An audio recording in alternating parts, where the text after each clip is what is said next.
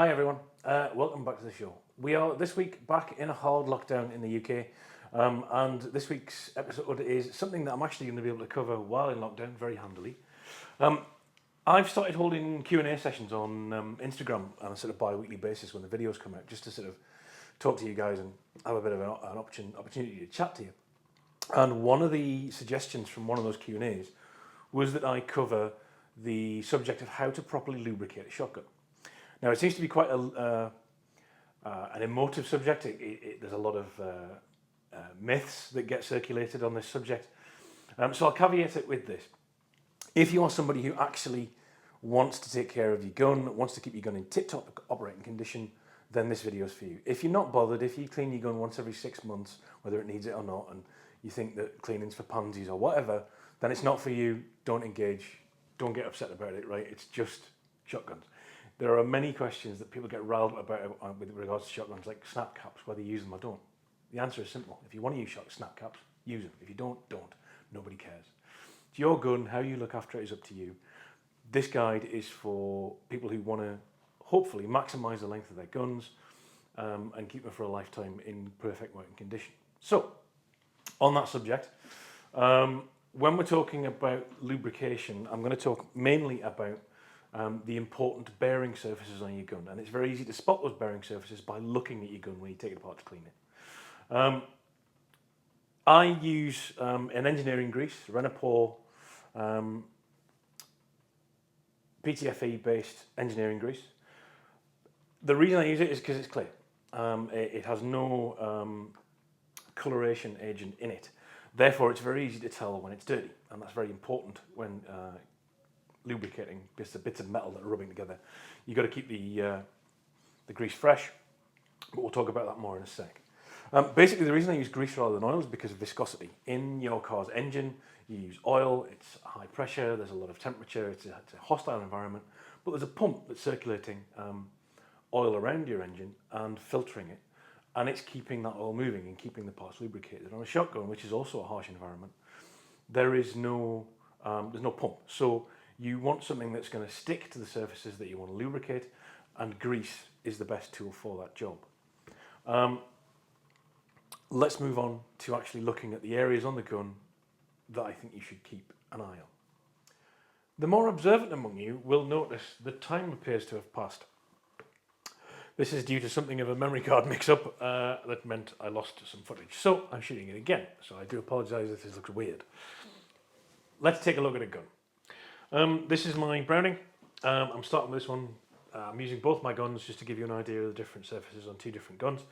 I'm also using two different lubricants, mainly grease, but a little bit of light oil for the ejectors. The difference being you've got surfaces that are under high load and surfaces that are unstressed. The unstressed surfaces get light oil and the high load surfaces get grease. It's dead simple. All right, we'll start with the barrels. So we're going to put a little bit here on this loop where the forend latch is, a little bit on the end of that little fella. We've got some wear mark here on the barrel, which is obviously going to be because of some sort of contact with the action. So I'm going to put some grease on there. You can see there are some rub marks here and here, so I'm going to put a little bit of grease on. Again, there's a little bit of polishing here where the gun is rubbing as it's closed and opened. And then this surface here where the bite catches at the bottom of the action. So I'm going to put a bit of grease on there. The unstressed bit is the ejectors. A little bit of light oil just under there. Capillary action will pull it through, and that is as much as you need for your ejectors to keep them nice and free. And that's it. Moving on to the action. If we look, obviously, the full length pin, this being a Browning, it hinges around there. So there, on these leading faces of the action itself, where it butts up to the forend, a little bit on the tip of there, because why not? And that'll do you for that. Light oil if you are inclined to do so.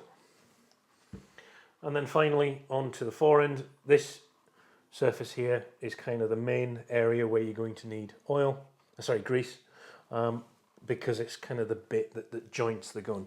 Where on that surface and this surface are what causes your gun to get loose over time. If you look after it though and clean your gun every time you use it and every 3 or 4 times, check the state of your grease, then you will be fine. Once you close the gun up, you can tell as soon as you open and close it by how smooth it feels. If you aren't, oh by the way, as I said, the excess grease you can just wipe off. It's that simple.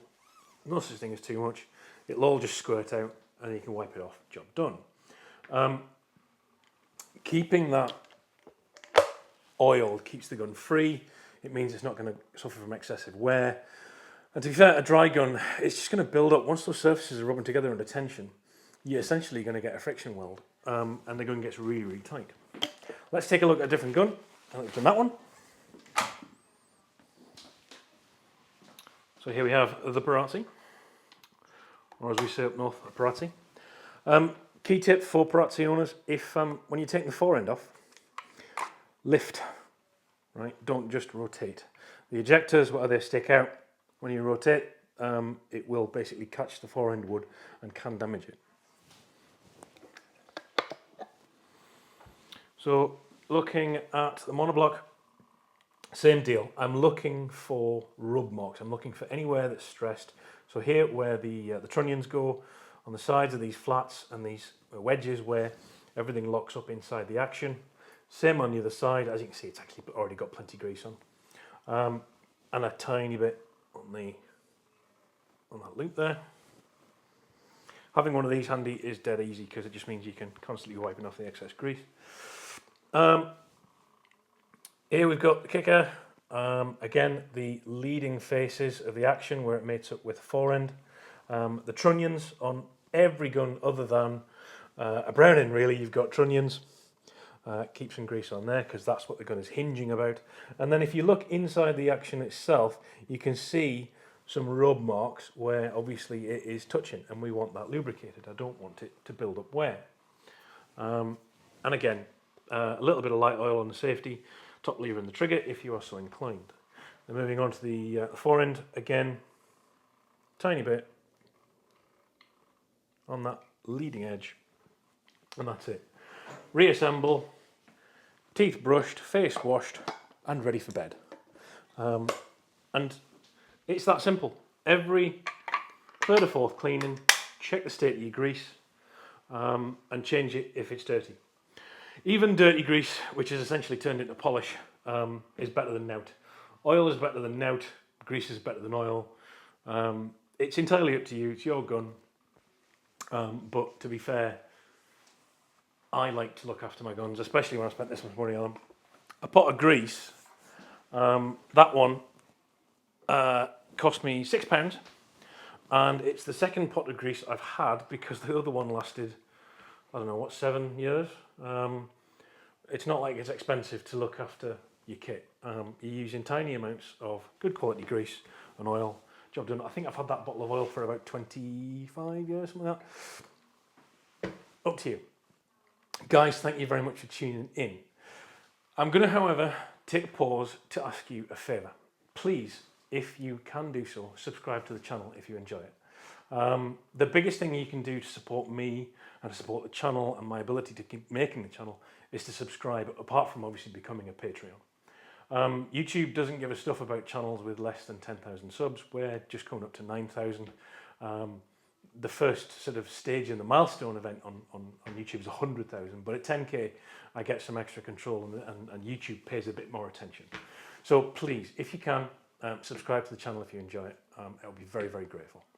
The channel is, as ever, supported by Bywell Shooting Ground, Macwet gloves, all grip, no slip, and Hull cartridge, the confidence to win. Throughout lockdown, I am hoping to be able to keep some content coming out for you. I've got some ideas that I'm working on with John up at Bywell. I'll keep you in the loop. Maybe some collaborations happening with TGS. We shall see. Meantime, stay safe, look after yourselves, be good to one another. Take care. It is evening, I am allowed.